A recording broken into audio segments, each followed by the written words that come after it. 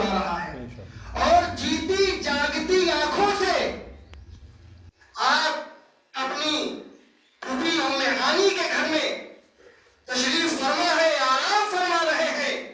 آنے والا کون آ رہا ہے؟ تمام ملائکوں کا، تمام ملائکہ فرشتوں کا سردار اعظم آ رہا ہے، جو جبریل امین ہے، آ کر کے نبی کونین امام الانبیاء حضور اکرم تاجدار مدینہ راحت قلب و سینہ سید عالم صلی اللہ علیہ وسلم کی طلبہ مبارک میں اپنی کافری آنکھوں کو لگاتے ہیں، اور اس کے بعد رسول اکرم نبی معظم بیدار ہو جاتے ہیں کہ اے میرے آقا، اے نبی اکرم صلی اللہ علیہ وسلم، آپ کے لیے رب کائنات نے براق کو بھیجا ہے اور سفر معراج پہ بلایا ہے۔ جانے والا اللہ کا محبوب ہے، بلانے والا رب کائنات ہے۔ اب اس کے بعد حضور سید عالم صلی اللہ علیہ وسلم تشریف فرما ہوتے ہیں، بیت المقدس میں تشریف لے آتے ہیں۔ 1,24,000 انبیاء علیہ السلام کی امامت فرما رہے ہیں، 1,24,000 کم و بیش انبیاء علیہ السلام کی امامت فرما رہے ہیں، اور اس کے بعد سارے انبیاء وہاں پر موجود ہیں، پورے جسم اطہر کے ساتھ۔ ہمارے آقا صلی اللہ علیہ وسلم نے سب سارے انبیاء علیہ السلام کی امامت فرمائی۔ آپ نے سفر معراج کو مکمل کیا۔ جو سفر معراج کا مکمل واقعہ کا جو خلاصہ ہے وہ یہ ہے کہ جو اللہ نے ہمیں اور آپ کو جو تحفہ دیا ہے وہ نماز کا دیا ہے۔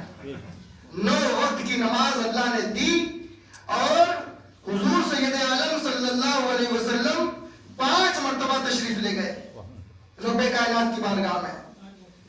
تو 9 پنا 45 وقت کی نماز کم ہو گئی، اور 5 وقت کی نماز ہمیں اللہ تبارک و تعالیٰ کی بارگاہ سے ہمارے آقا علیہ السلام نے لا کے ہم کو دی۔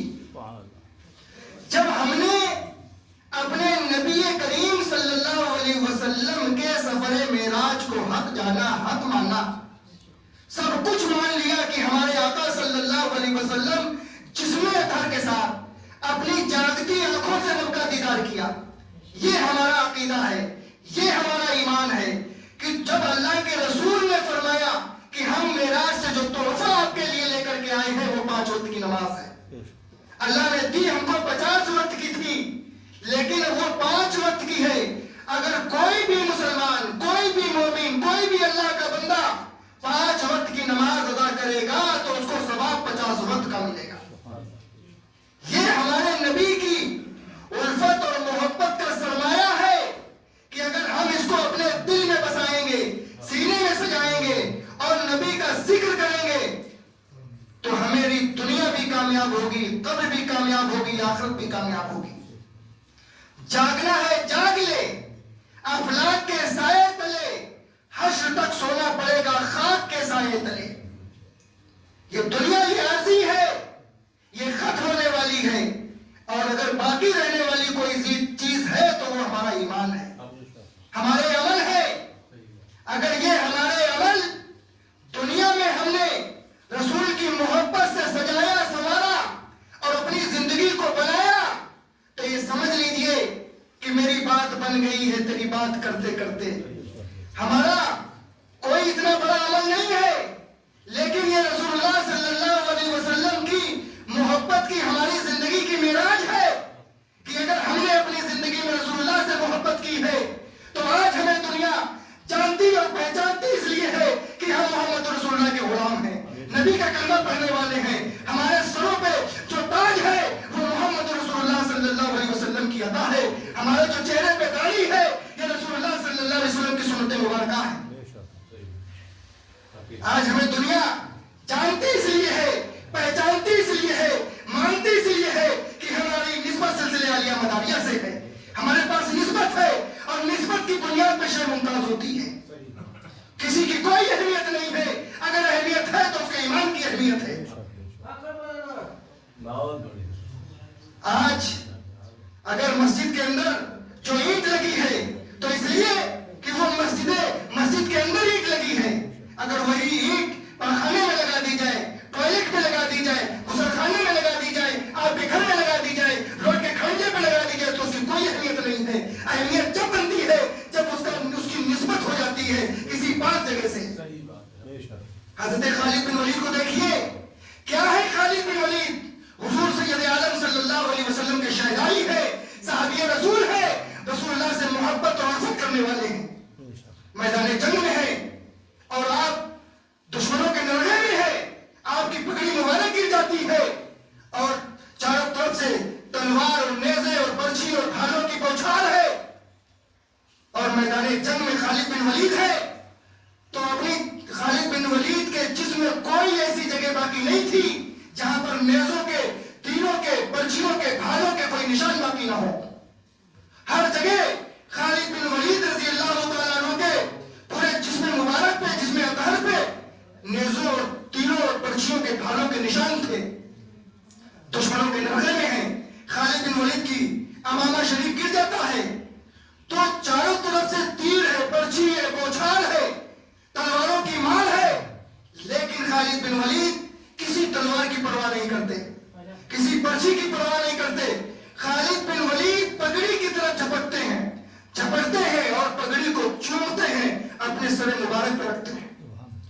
لوگوں نے کہا جب میدان جنگ ختم ہو گئی کہ ارے بھائی آپ فوج کے کمانڈر ہیں، سپہ سالار ہیں، پوری فوج کی باغ و ڈور آپ کے ہاتھ میں ہے اور ایسی غلطی تو کوئی نہیں کرتا جیسی غلطی آپ میدان جنگ میں کر رہے تھے۔ آپ اگر ہلاک ہو جاتے، آپ اگر شہید ہو جاتے تو ہم لوگوں کا کیا ہوتا؟ حضرت خالد بن ولید نے جو جواب دیا تھا رسول اللہ صلی اللہ علیہ وسلم کے شہدائیوں کو، صحابہ کی مقدس جماعت کو، وہ جواب یہ تھا کہ آج تک خالد بن ولید نے جو بھی جنگیں 125 جنگوں میں جو شرکت کی ہے، ہم نے اپنی طاقت اور اپنی بلبوتے پہ نہیں بلکہ محمد رسول اللہ صلی اللہ علیہ وسلم کی الفت اور محبت میں جنگوں کو فتح کیا ہے۔ ہم نے جو جنگیں جیتی ہیں وہ ہماری اپنی طاقت نہیں بلکہ محمد رسول اللہ صلی اللہ علیہ وسلم کی محبت کا اعزاز ہے۔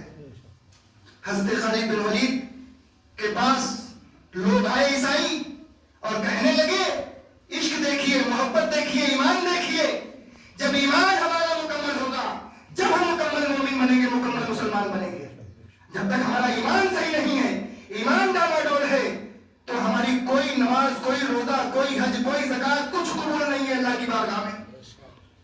حضرت خالد بن ولید کے پاس عیسائی آئے کہ تمہارا رب سچا ہے؟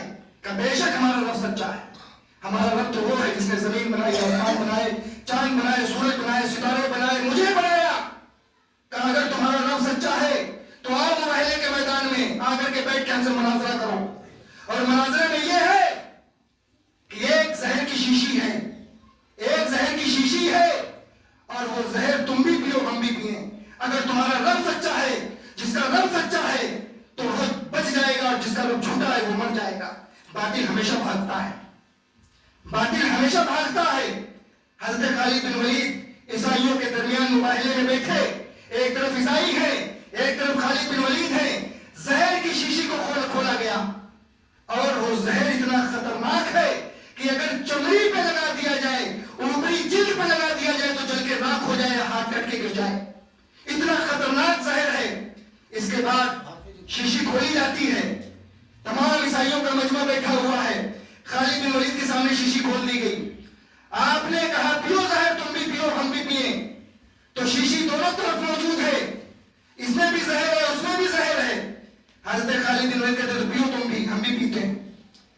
کہا پہلے تم پیو، خالد بن ولید سے کہہ رہا ہے عیسائی کی پہلے تم پیو۔ تو جو ایمان والا ہوتا ہے، جو مسلمان ہوتا ہے، جو رسول اللہ کا سچا غلام ہوتا ہے، وہ کسی سے نہیں ڈرتا، کسی سے ڈرتا ہی نہیں ہے۔ خالد بن ولید نے تاریخ اسلام میں لکھا ہے کہ خالد بن ولید نے شیشی کھلی تھی اور بسم اللہ الرحمن الرحیم کہہ کے شیشی کو پی لیا، ہلکا سا پسینہ بھی نہیں آیا، کوئی پریشانی بھی محسوس نہیں ہوئی۔ تو وہ عیسائی یہ کہنے لگے کہ یہ تو جادو ہو گیا، یہ تو جادو ہو گیا، یہ تو شوتے بازی ہے، انہوں نے کچھ ایسا کر دیا جس سے زہر ختم ہو گیا۔ اور یہ کہتے ہوئے وہ بھاگ کھڑے ہوئے اور اسلام کی فتح ہوئی، اسلام کو کامیابی حاصل ہوئی۔ جب اسلام کے اوپر کوئی آنچ آتی ہے تو محمد رسول اللہ صلی اللہ علیہ وسلم کا غلام سینہ سپر ہو کر کے اس کا مقابلہ کرتا ہے۔ حضور سید عالم صلی اللہ علیہ وسلم نے تو درس یہ دیا ہے کہ ہماری محبت کو اپنے دل میں بسا لو. تمہاری زندگی کی یہی معراج ہے, تمہاری زندگی کی یہی کامیابی کی ضمانت ہے, تمہاری زندگی کے لیے یہی ذریعہ نجات ہے. اگر تمہارے دلوں میں ماں کی محبت, باپ کی محبت, اولاد کی محبت, دنیا کے مال اور دنیا کے اسباب کی محبت اگر قائم ہو گئی تو تمہارے دل میں میری محبت نہیں آ سکتی. حضور سید عالم صلی اللہ علیہ وسلم تشریف فرما ہے اور شہد کا پیالہ ہمارے آقا کے ہاتھ میں ہے. شہد کا پیالہ ہمارے نبی کے ہاتھ میں ہے. چاہتے ہیں کہ شہد کے پیالے کو نوش کر لیں, پی لیں, اچانک جھٹکے سے نیچے رکھ دیا, پھر اٹھایا, پھر منہ میں لگایا, پھر رکھ دیا, اسے کرے جاؤ, دکھائی کچھ نہیں پڑ رہا, جیسے اکیلے تنہائی میں کہہ رہے جاؤ جاؤ جاؤ جاؤ جاؤ, ہٹو الگ ہٹو, جیسے ہم لوگ مکھی ہٹاتے. صحابہ کی مقدس جماعت بیٹھی ہوئی ہے.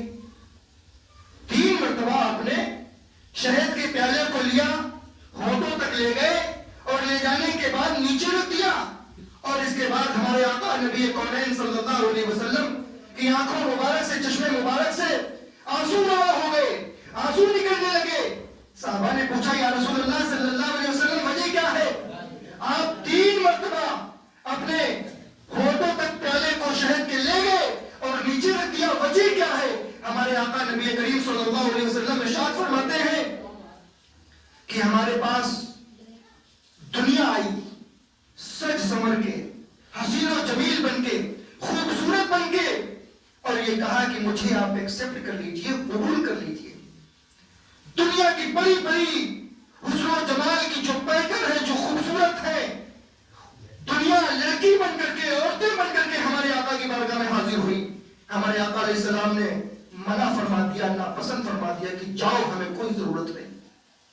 پھر دوسری بار آئی تو مال زر دنیا کے تمام دولت کے ڈھیر بن کر کے, خوبصورت بن کر کے ہمارے آقا کی بارگاہ میں آئی کہ مجھے قبول کر لیجیے, میں دنیا ہوں. ہمارے نبی نے اس کو بھی انکار کر دیا, منع کر دیا, نہیں مجھے نہیں چاہیے.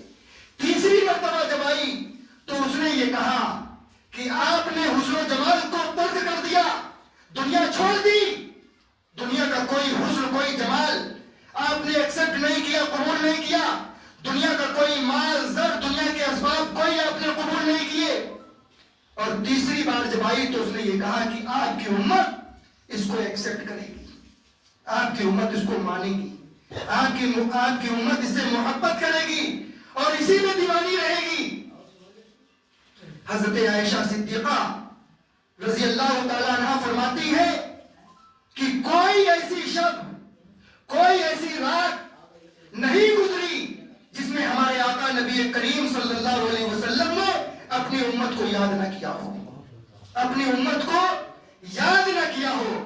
آج ہماری نہ جانے کتنی ایسی راتیں, نہ جانے کتنی ایسی شب, نہ جانے کیسے ڈے نائٹ گزرتے ہیں جس میں ہمیں آقا کا خیال ہی نہیں اپنے دلوں میں آتا ہے.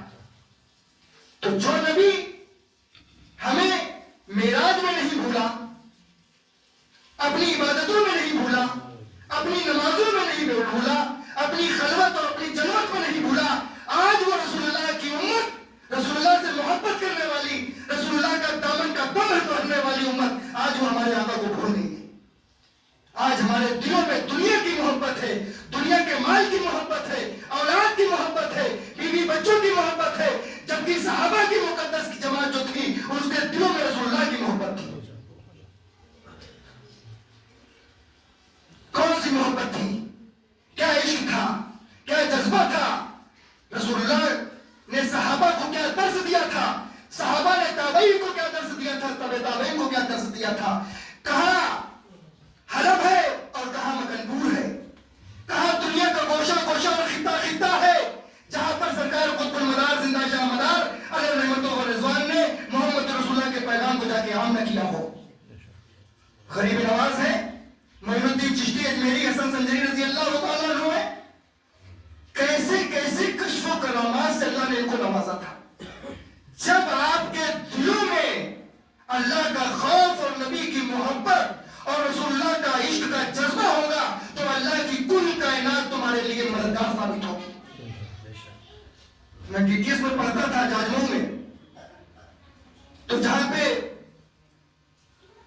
ہر جمعرات کو تقریر ہوتی ہے، جو ہال بنا ہوا ہے اس کے اندر ایک خط لگا ہوا تھا مولانا ابو الحسن علی ندوی میاں کا. اس میں یہ لکھا تھا کہ اگر تم اپنے آپ کو اللہ کے حوالے کر دو، اللہ کے حوالے کر دو، تو کائنات عالم کا ذرہ ذرہ اللہ تمہارے حوالے کر دے گا. تو اپنے آپ کو اگر کوئی انسان اللہ کی رضا پہ راضی ہو جائے، رسول اللہ کی محبت پہ قربان ہو جائے، تو کائنات عالم کا ذرہ ذرہ اللہ اس کے حوالے کر دیتا ہے. خواجہ غریب نواز معین الدین چشتی اجمیری حسن سنجری رضی اللہ تعالیٰ عنہ کی ذات کوئی محتاج تعارف نہیں ہے. پہلی ہے ان سے نکلتے فیضان مصطفیٰ، شاداب ہر چمن ہے انہی کی بہار سے.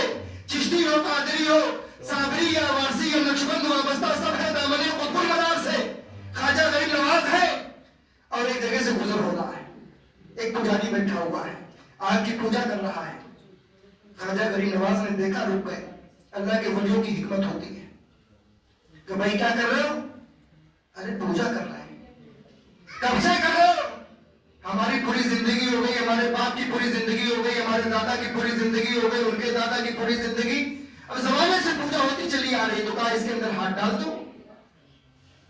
ہاتھ ڈالو. دیکھو یہ آگ جلاتی کہ نہیں جلاتی؟ وہیں پہ غریب نواز ہے، وہیں پہ وہ پجاری ہے جو آگ کی پوجا کر رہا ہے. غریب نواز سے کہا ارے بھائی اس کا کام ہے جلانا، یہ تو مجھے جلا دے گی، یہ مجھے جلا دے گی. خواجہ غریب نواز معین الدین چشتی اجمیری حسن سنجری رضی اللہ تعالیٰ عنہ کون ہے؟ رسول اللہ صلی اللہ علیہ وسلم کے خاندان کے چشم و چراغ ہیں، حسنی حسینی سید ہیں، آل رسول ہیں، رسول اللہ کے خاندان سے ہیں، اور فیضان قطب المنار بھی ہے، فیضان قطب المنار بھی ہے. اب خواجہ غریب نواز معین الدین چشتی اجمیری حسن سنجری رضی اللہ تعالیٰ عنہ پجاری کے پاس ایک بچہ تھا، اس کو اپنی گود میں لیتے ہیں، اور گود میں لینے کے بعد اسی آگ میں تشریف فرما ہو جاتے ہیں، آگ میں چلے جاتے ہیں، داخل ہو جاتے ہیں. بہت دیر کے بعد خواجہ غریب نواز معین الدین چشتی اجمیری حسن سنجری رضی اللہ تعالیٰ عنہ آگ سے تشریف لاتے ہیں. اب تو ہم پجاری پریشان، اب تو ہمارے بچے کا کیا حال ہوا ہوگا، یہ کون درویش ہے، کون فقیر ہے، کیا ہے، سمجھ رہے کیا ہے یہ ہمارے. جیسے ہی خواجہ غریب نواز آگ سے باہر تشریف لائے، اپنے بچے کو فوراً اس نے گود میں لے لیا، گود میں لے لیا اور چیک کر رہا ہے. پیشانی چھوڑا، بال چھوڑا، چہرہ چھوڑا، ہاتھ کپڑے بھی گرم نہیں ہوئے، پیشانی بھی گرم نہیں، پورے جسم میں کوئی تکلیف نہیں. آگ نے بالکل نہیں جلایا. کیوں نہیں جلایا؟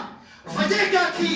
رسول اللہ صلی اللہ علیہ وسلم کا عشق تھا، رسول اللہ کی محبت تھی، رسول اللہ کے خون تھے، رسول اللہ کا پیغام لے کر کے ہندوستان کی سرزمین پہ خواجہ غریب نواز معین الدین چشتی اجمیری حسن سنجری رضی اللہ تعالیٰ عنہ پیغام محمد رسول اللہ صلی اللہ علیہ وسلم لے کر کے آئے تھے.